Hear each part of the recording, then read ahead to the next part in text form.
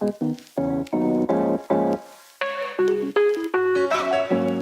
afternoon. This is Ed Steele. I'm the chairman and CEO of EAS, so I hope you all know by now. I'm here today with Catherine Sacra, our director of our labeling services, and we are proud to present this particular session because it's on food labeling and dietary supplement labeling. And I think you're going to find this session to be particularly informative. This is the third session that we've had. We have 3 more during the course of the year. The remaining ones are on food additives, which is scheduled for July 11th. Another one on September 5th on dairy and infant formula, and the last one on cosmetics on November the 7th. These sessions are designed to let all of you get a better idea of the services that EAS provides. So for those of you who are not in the labeling area or touch on the labeling area, I think you'll find this particularly informative. But more importantly, these sessions hopefully create a sense of team and let us all get to know one another, because we are working in such a remote kind of work environment, so we don't see one another that frequently. So I hope they're serving that purpose. And to get things going, I'm going to ask Catherine to introduce the consultants that we have brought together today to talk about the various aspects of labeling. Welcome, everybody. I'm pretty excited to have our presenters here. This is only a few of our labeling team that are speaking today, but it's my pleasure to introduce Betty Campbell as our first speaker. Betty is our senior advisor for labeling and claims. She had a long career at FDA. She was the acting director of FDA's Office of Food Labeling. In that role, she was a key leader in writing the regulations and in the implementation of the Nutrition Labeling and Education Act. Betty is vastly experienced, and she is recognized as an expert nationwide. Thank you, Betty. Thank you, Catherine. That's quite an introduction. I just wanted to talk in general about EAS's food labeling activities. We made a video on general aspects of food and dietary supplement labeling for posting on the EAS website. Catherine sent out copies on Monday, but in case you haven't seen it yet, I'll just talk a little bit about some of the things we covered on the video. Hello, my name is Elizabeth Campbell. I'm known as Betty, and I'm the independent advisor for label and claims for EAS Consulting. I wanted to talk to you about the labeling services that EAS provides for conventional foods and dietary supplements. We have a team of about 10 consultants with varying types of expertise who can help with FDA required labeling and meat and poultry labeling under the FSIS requirements. And we do get into some of the provisions at customs for country of origin labeling, and where FTC overlaps with FDA requirements. So we have a variety of expertise and are able to share that with each other. We work as a team, and that helps us to maintain consistency among our consultants in the advice we give, and it helps us to optimize the expertise, because different ones of us have specialties, and we can use those. It really raises the overall quality of our product. Let's talk about labeling itself for a minute. The labeling laws require certain things to be on the label. And that mandatory information is generally tightly regulated. But there's also the opportunity for optional information. And that optional information is often less regulated. Mandatory information would include such very specific and detailed things as nutrition labeling and declaration of ingredients. And both foods and dietary supplements have to do those, have to provide that kind of information. And it's highly detailed, and the nutrition labeling has just been changed.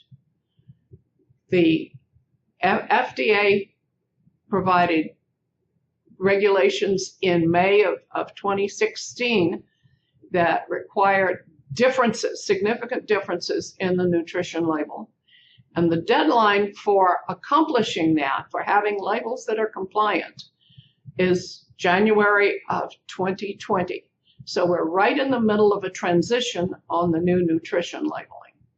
And our consultants have spent a lot of time studying the requirements, studying the FDA documents to see what is needed and how this needs to be done.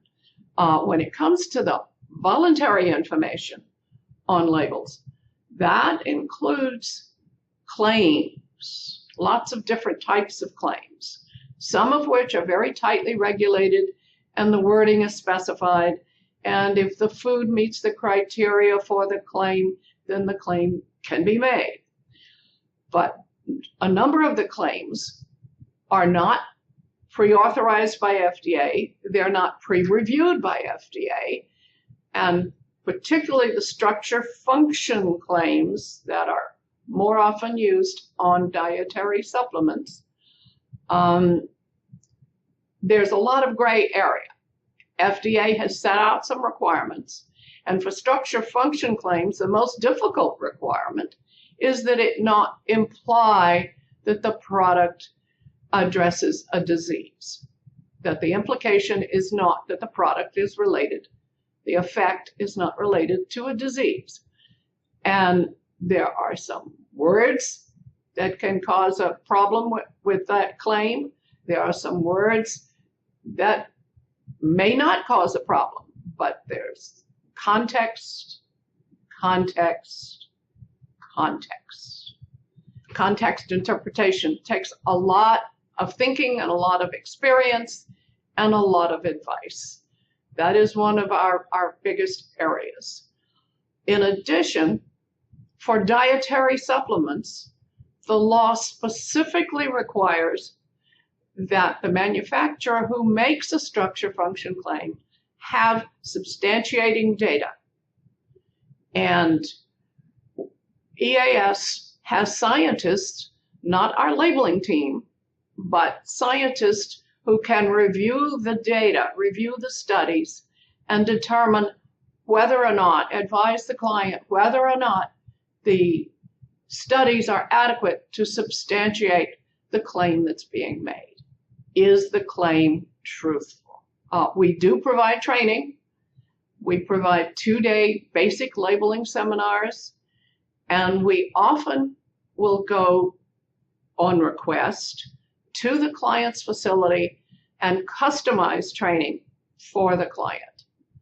One point I wanted to emphasize is that labeling policies come in 2 types. Specific, highly detailed requirements like nutrition facts and supplement facts, and which, by the way, have just changed. And companies are now transitioning from the old regulations to the new regulations with a deadline of January of 2020. There's a bit of chaos in nutrition labeling these days. And in addition to the highly detailed areas, there are the gray areas. Structure function claims is one big gray area, and they require experienced interpretation. You will likely encounter a labeling question or two in your general consulting. Please feel free to refer even seemingly simple questions to Catherine, who will find the right labeling consultant to answer the question.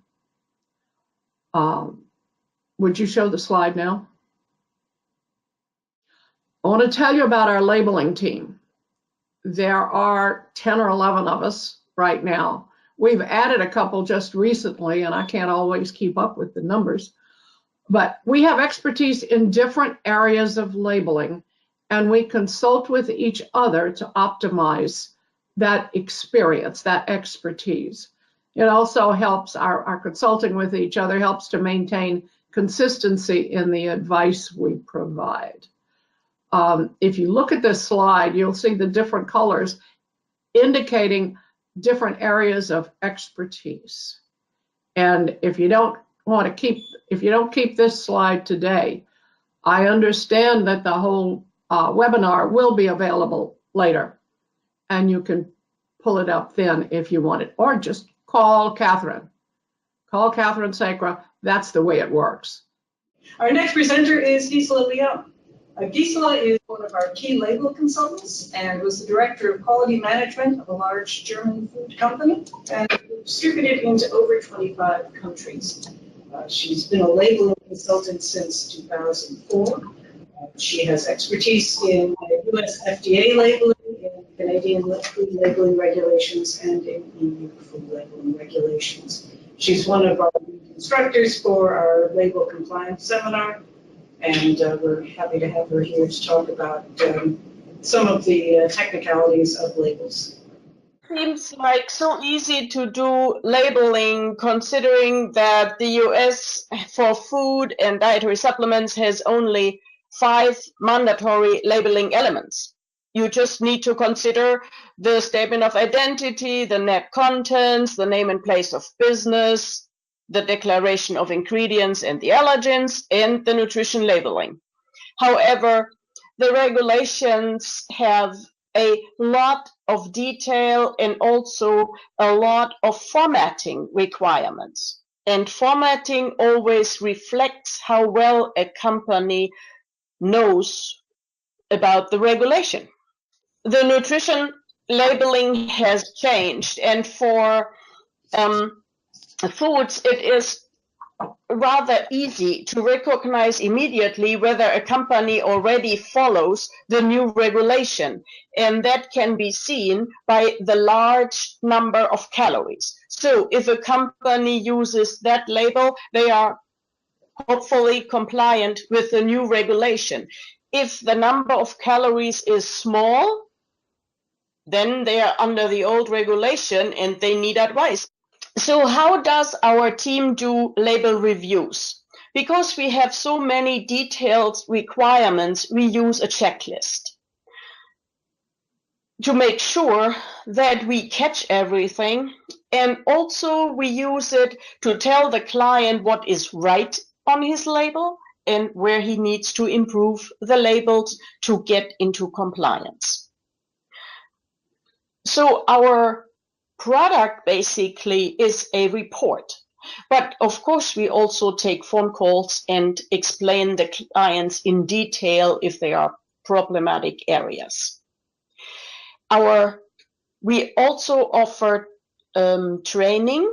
EAS has 2 very intense days of food and dietary supplement labeling training, but we also provide customized in-house training where we use the customer's products and teach their workers about labeling. But we are not, how can I say, alone in the universe. We intersect with other consultants. So, for example, when an auditor for GMP goes out and sees that the company uses the old nutrition facts labels, we could help. So he could refer them to us and we could help. Also, if the auditor would see claims that have the name of a disease in them, either on the product, on the websites, or in social media of the company, that raises question, and we could advise here. Of course, if the client asks a question, we can also help, a labeling question. And for foreign companies, we are trained to convert foreign labels into US compliant labels. We need help from specialists that are specialists, for example, in substantiation for structure function claims. Or we need help from food additive specialists when it comes to CRAS determinations and new dietary ingredient notifications. Okay, thanks, Gisela. Next up, we have Susan Glenn. She is a USDA label expert. She's was the general manager at Prime Label for 16 years. The Prime Label is works in USDA labeling, and she works in both USDA and FDA labeling, and she's here to talk a little bit about our USDA labeling services. Thanks, Susan. Hi everyone, how are you doing? So I'll be talking about USDA labeling. USDA labeling is provided by two acts, the Federal Meat Inspection Act and the Poultry Products Inspection Act, that gives USDA authority to regulate meat and poultry products.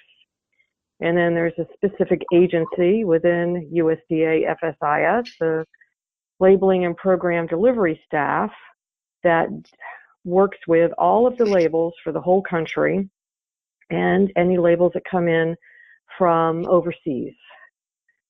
So they have a staff of 15 to 20 people that deals with that. Next slide. Now, there is amenability, and that determines whether it falls under FDA or USDA jurisdiction. And in order for it to be under USDA jurisdiction, you have to have 2% cooked meat or poultry or 3% raw meat or poultry. And then they can get a little more detailed when it deals with poultry, as far as how much poultry skin, giblets, fat, separately or together, is needed to make it fall under USDA jurisdiction.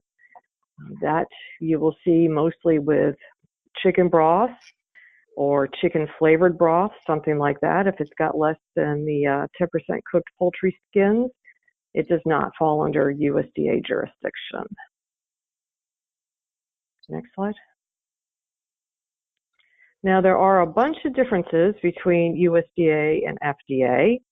USDA requires label approvals on every single product that is in the plant.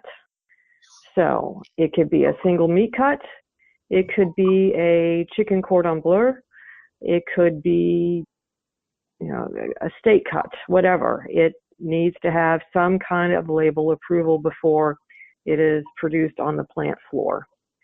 Another thing, USDA has inspectors in the plant that are in the plant every day. They may not be in the plant 8 hours of that day or 10 hours or however long the plant is open, but they will be there during pre-op and other times during the day that is necessary. Another thing, allergen labeling, believe it or not, is not required by USDA. They talked about making this requirement. Enough people voluntarily complied, so they decided that they don't have to worry about it for right now. They may take it up later, we'll see. Trans fat is another thing that is not required in the USDA Nutrition Facts Panel. Again, there's enough voluntary compliance that they don't feel it necessary to write up the regulation. Also, USDA regulations for the new Nutrition Facts Panel have been shelved. So for now and the foreseeable future, we will still be using the old NFP format, which will be interesting for the consumer. Another thing, for raw meat and poultry products, safe handling instructions are required, which you do not see on FDA products. That is for safety for the consumers, so they don't eat the raw meat and poultry.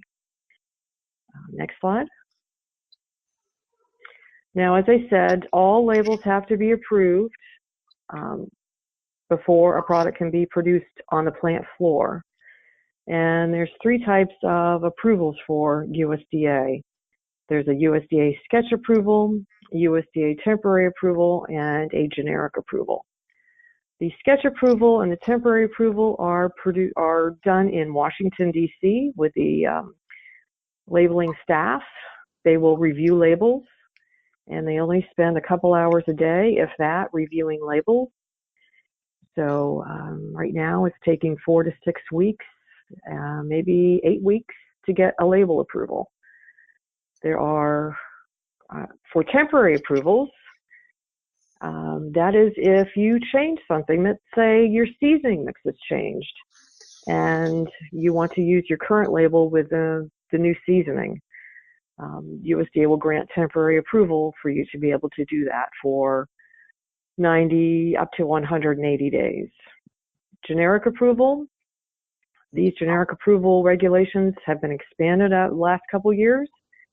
So you were able to do a lot more generic approvals. Those are done in-house and do not take as long because you prepare the information, and once you're done, you give it an approval number, you put it in your files, and you can produce your product.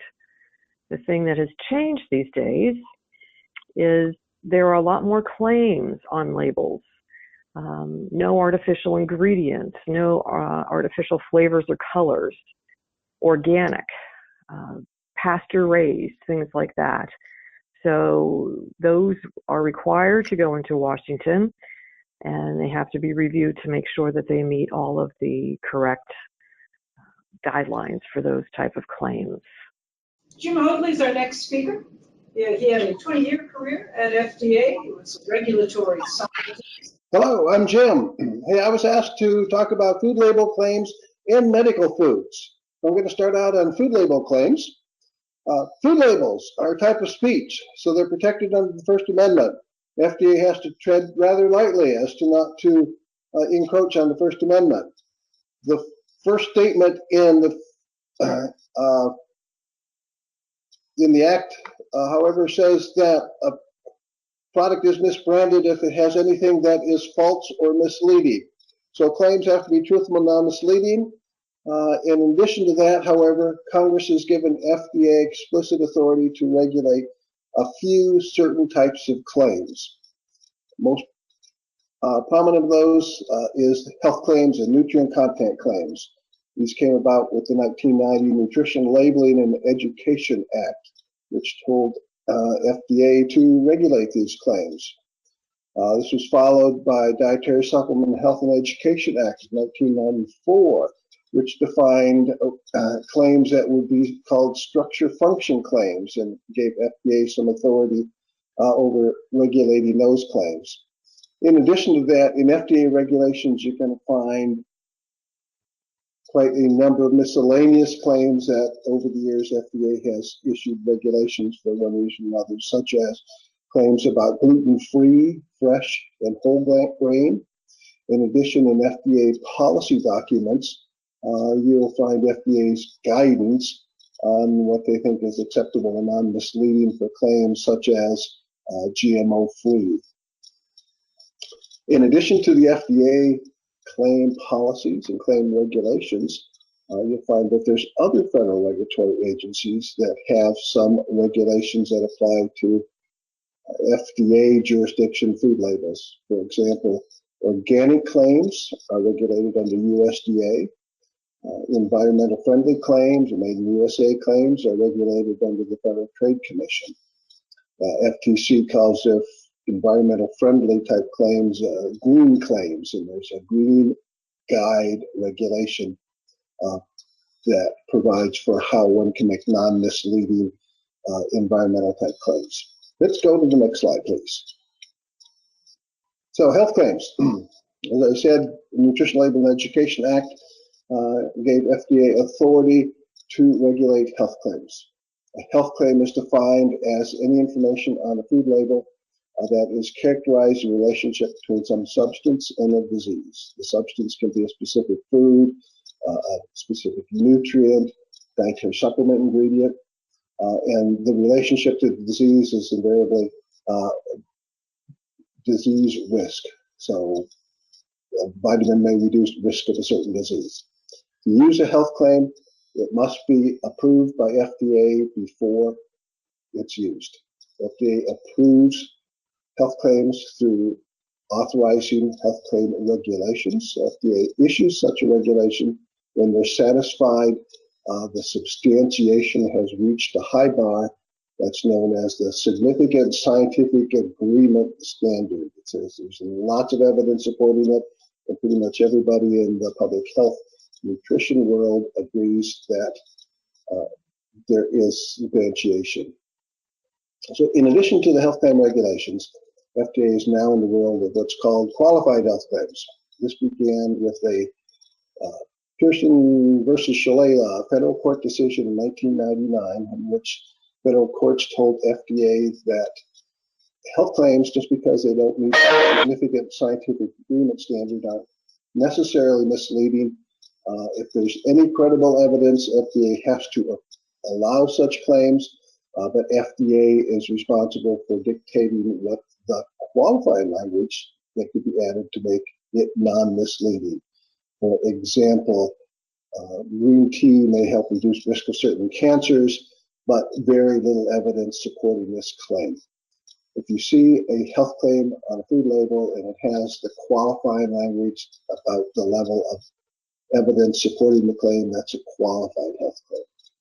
Qualified health claims have to be worded verbatim as FDA states in their approval letter. So if you see a qualified health claim, you got to go find what's called the enforcement discretion letter that authorized use of that claim and make sure the claim is worded exactly as FDA said it is to be worded. On the regulated claims, you get some variance in exactly how you word it. To date, there's 12 approved significant scientific agreement health claim regulations and somewhere around a couple dozen qualified health claims that FDA has allowed. Next slide, please. Okay, so moving on to nutrient content claims. Nutrition Label and Education Act said anybody who makes a claim that characterizes the amount of a nutrient in a food has to do so in compliance with an FDA regulation. So FDA had written 8 different regulations that prescribe criteria for using nutrient content claims. They cover lots of pages in the CFR. Some of the criteria for claims are pretty simple, such as high or low.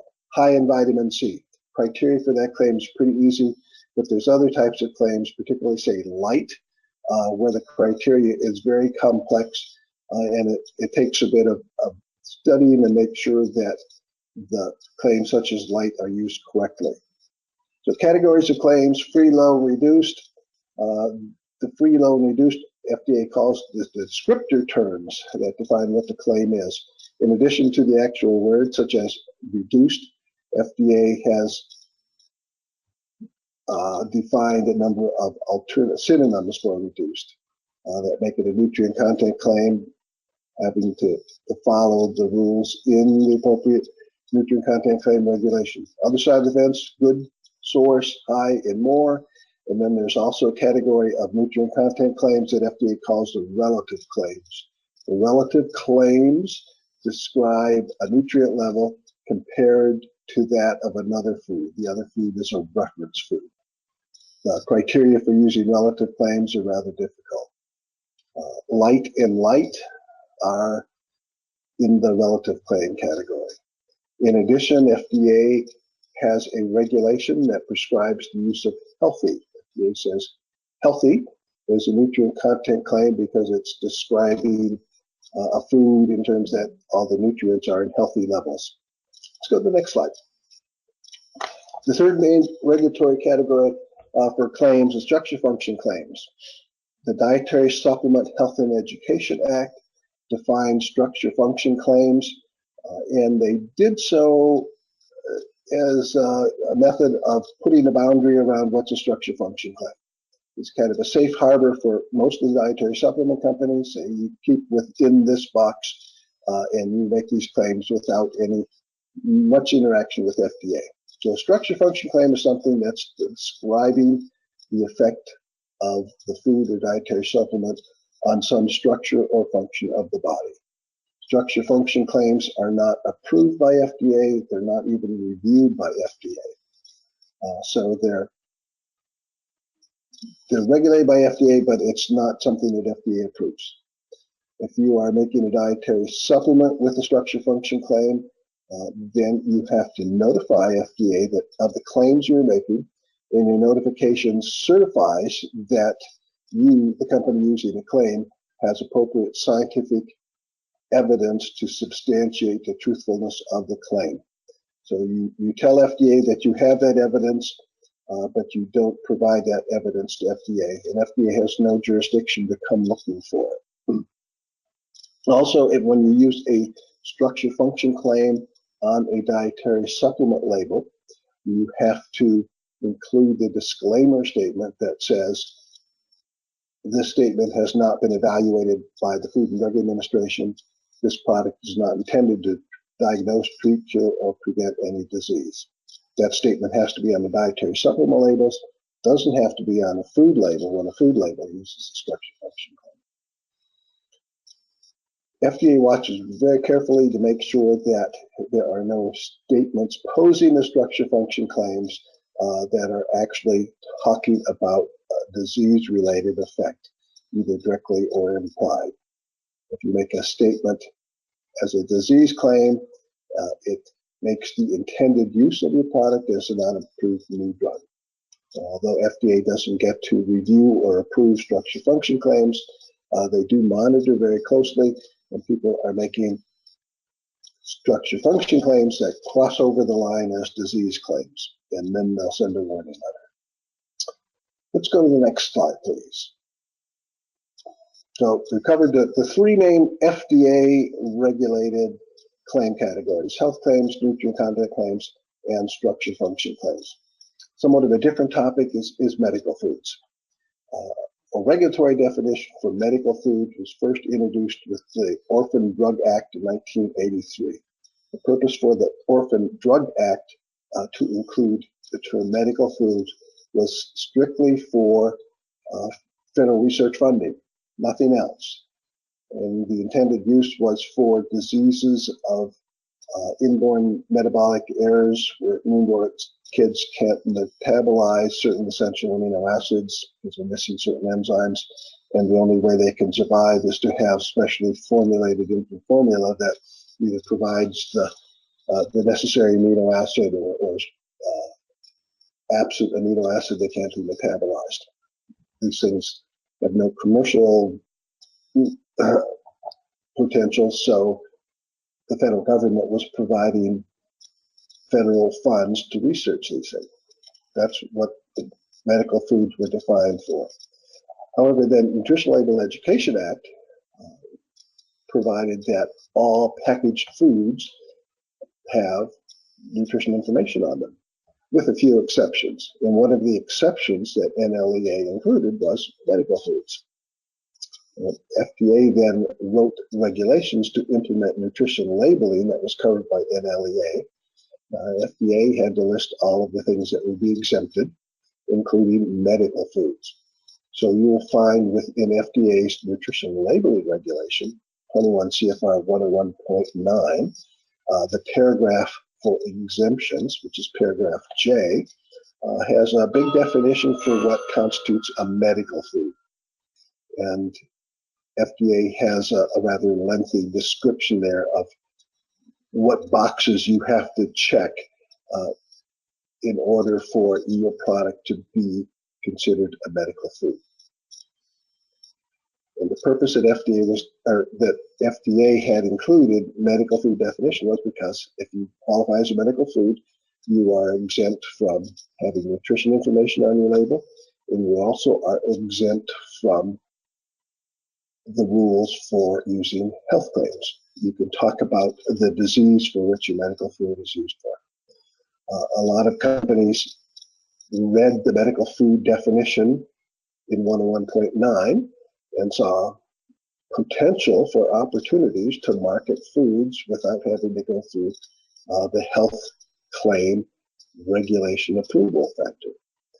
So if somebody asks you, is this new food product a medical food? Without even thinking, your answer is no, it's not. Very few things really qualify as medical foods. And most new products that I've seen that people are considering marketing as medical foods fail to meet the definition. So last bullet here is types of thing that FDA has recognized as being appropriately in a medical food category. Pediatric oral rehydration solutions, the Pedialyte type things. Foods for people with dysphagia that are viscosity adjusted. Dysphagia is when you can't swallow foods, and if you have especially thickened or textured food, it enables you to swallow it. Also, enteral tube feeding products, the Ensure type things, are recognized as medical foods. But glucose tablets for diabetics are medical foods. Outside of that, there's very little things that FDA considers to legitimately be medical foods. FDA does have a medical food surveillance program where they give instructions to the field investigators that whenever they find a product labels medical food, take a sample, send it to FDA. So FDA keeps monitoring things that are marketed as medical foods, and they are inclined to send you a letter and say, no, you're not a medical food. So that's the end of my presentation. Thank you for listening. Back to Catherine. Next up, we have April Cates. April is a recent addition to our food labeling team here at EAS. She recently retired from FDA. She was the team lead for the product evaluation and labeling. And she has expertise in food standards of identity and temporary marketing permits. Hello. So I'm going to talk a little bit about the standards of identity, but I have to get there by talking a little bit about identity labeling of food. So Gisela had introduced to you the idea of 5 main labeling elements, and that one of the things we can advise clients about is the identity labeling of their food. We can advise clients about their options for this, and there are 3 options when it comes to identity labeling of food, depending on what the product is. Because as you know, the first thing when you pick up something new is, what is it?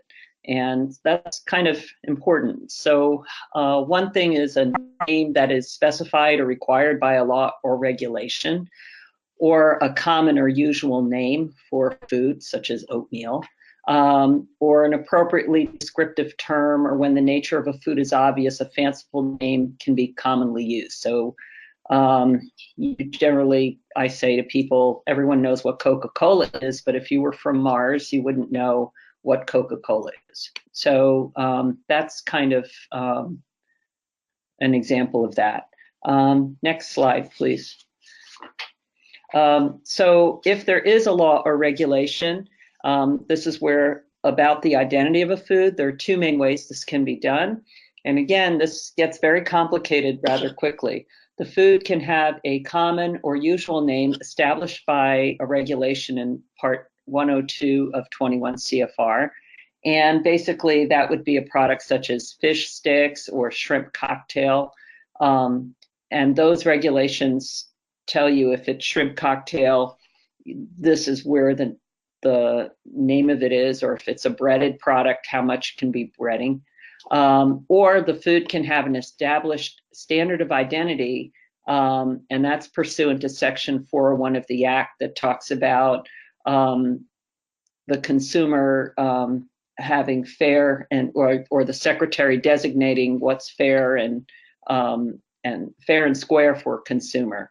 And the standard of identity for foods establish the name and also other things such as quality and color and size for certain canned foods. So if you go to the next slide, that kind of gets a little more into standards of identity. Okay, so FDA has almost 200 food standards of identity. Orange juice, chocolate, tuna, and some of those standards may include the quality of the product. The bottled water standard has very specific things that are are required in bottled water. And standards of fill for tuna are in the standard of identity. Parmesan cheese, for example, has an aging requirement. There might be color requirements, such as in certain canned tomato products. And we can help advise a client when their food meets a standard of identity, because if you have a food product and they want to call it a name that has a standard of identity to it, the formulation needs to meet whatever is in the food standard. If a firm has a food that has the ingredients and the makeup to meet a standard of identity, they can't call it something else. They have to use the standard. Okay, so now, because food standards of identity are so specific, the government actually has a couple ways to work around what a food industry company can do to be innovative. One workaround is, and this was established in 1993 at the time of the Nutrition Labeling Act, was that in 13010, FDA has a regulation that specifies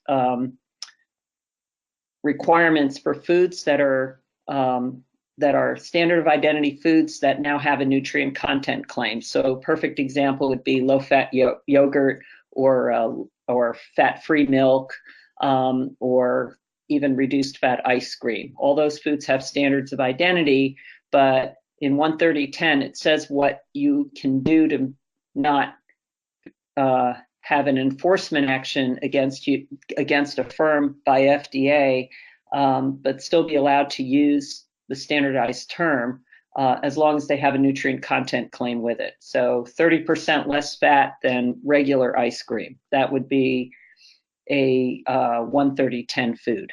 The other workaround that FDA has permitted is that a firm can deviate from the food standard of identity, not with a nutrient content claim, but in a way that they say want to test something new about a modification to a standard of identity. It might be a standard of fill, or it could be a color change or something like that, where every other aspect of the food meets the standard of identity, but the firm wants to test market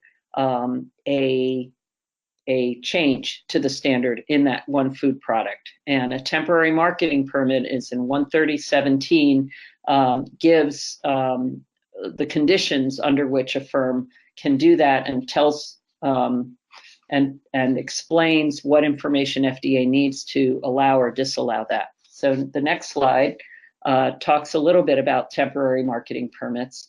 So again, a firm can say, well, gee, I think tomato paste should be a different color, and I would like to put out a temporary marketing permit to determine if consumers will accept that and still call it tomato paste. And FDA would have to review whether the firm's request to do that is all right.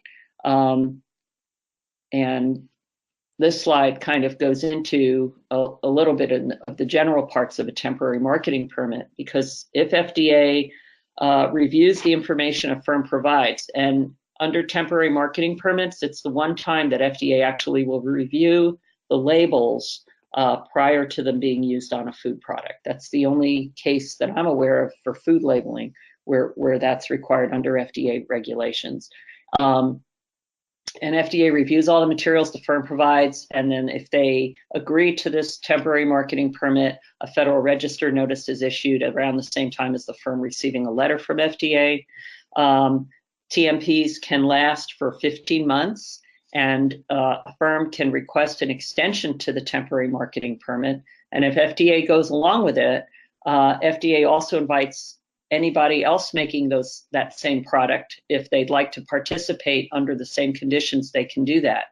Those are called Me Too temporary marketing permits. And the one thing I know from my FDA experience is that writing a temporary marketing permit is not completely simple. It's not just mechanical. And a firm needs to really keep in mind that if they end up going forward with this marketing permit, at some point they're going to need to petition FDA to change the standard of identity. And so if a firm basically puts a temporary marketing permit together, and that would be something we could actually assist them with, they have to understand that at some point down the line, if they're going to go in that direction, unless nobody ever buys their product made under these temporary conditions, they're going to have to petition to change a food standard of identity, which is a regulation change. And again, that's a lot more complicated than, it's more complicated, and a firm might need assistance to be able to jump through the hurdles necessary to do that. Okay, thank you all very much for your presentations. I really appreciate the time. We have some time for questions who is watching the webinar. There's a questions box down on below that you can type your questions in. I actually do have a question myself, and I will. This may be a question for Betty. Or anyone else who wants to join in. But my question is, give us some examples of what could be on a label that is actually going to prompt FDA action. There are, lots of minor issues on labels that FDA may let slide, but if you could give some examples of what FDA would see as a major violation that would prompt regulatory action. Recall, warning letter, I would welcome your thoughts on that. Thank you. Okay. The first and most significant and most frequent violation that FDA takes action against is undeclared food allergens, products that don't comply with the food allergen labeling law. And that's generally a recall because FDA considers the presence of an undeclared allergen to make the food unsafe. So they consider the food is unsafe. The absence or very poor formatting for the nutrition label, the nutrient content or health claim, which require authorization by FDA. If the product doesn't comply, if the claim is significantly wrong for that product, that's a major enforcement issue.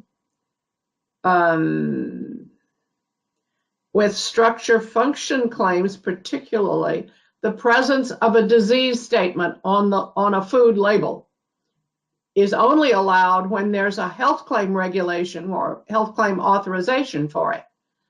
On a conventional food, medical foods can make disease statements. But FDA can sit in the office and using the computer, go on the website and find disease statements and write a warning letter with no other resources. Nowadays, that's the kind of letter you see, warning letter. And the other one that you see is where FDA has done an establishment inspection and as a part of its work looks at the labeling and if it's a dietary supplement, many of them they have disease claims and that causes them to be regulated as a drug and they're an unapproved drug. Codfish oil, naturally processed, no vitamins added. What is the requirement for vitamin A and D on the label? Gisela, is that something you can respond to? Well, if the vitamins are present, I mean, a fish oil should contain vitamin D in a noticeable amount, so that would be declared. I'm not sure about that fish oil contains vitamin A naturally, but if that is the case, under the new regulation, vitamin A would be voluntary, so it would not need to be declared, while vitamin D under the new regulation is mandatory. one of the last questions is, if people are in doing a food audit, what should they be looking for? If they're doing, they're in the manufacturing facility, what should they look for if they're going to refer some questions back to our labeling team? Yeah. In addition to the kinds of things that I said would be enforcement priority, Gisela pointed out that there's a different appearance in the old and the new nutrition facts. You could pay attention to whether the company has already converted to the new format or whether they're still in the old. If they're still in the old, then offer them help to change to the new format. One of the things that doesn't come up in just the labeling enforcement, when you're doing an audit, an inspection, check the ingredient list on the label against the formula and check the formula against the materials that are in the plant to be used for the product. I have seen in warning letters that the ingredient list declares this, but the substance on the floor, the ingredient on the floor of the plant to be used was different from what's declared in the list of ingredients. And the FDA inspector is going to look, the FDA investigator is going to look for that. And so that's something that we want to be able to assure our clients that they're okay.